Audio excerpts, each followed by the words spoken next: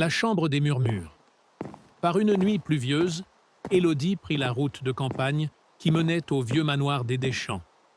On disait qu'il était abandonné depuis plus de 50 ans, depuis la mystérieuse disparition de toute la famille. Curieuse et téméraire, elle avait décidé d'y passer la nuit pour prouver que toutes ces histoires de fantômes n'étaient que des légendes. Le manoir était immense, avec ses volets arrachés et ses pierres couvertes de mousse. Quand elle entra, une odeur de poussière et de renfermé l'étouffa aussitôt.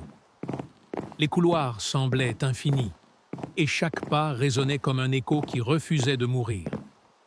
Elle installa sa lampe torche et son sac de couchage dans une pièce à l'étage. Mais, à peine allongée, elle entendit un chuchotement. Faible d'abord, puis de plus en plus net. « Rends-nous notre sommeil !» Élodie se redressa, glacée. La pièce était vide. Elle voulut se convaincre que c'était le vent. Mais les mots revenaient, insistants, provenant des murs eux-mêmes. Elle s'approcha. Le papier peint se décollait, et derrière, on devinait des griffures profondes, comme si des ongles avaient tenté de s'échapper de l'intérieur. Les murmures se transformèrent en cris étouffés. Des ombres, fines et allongées, commencèrent à se former dans les coins de la chambre.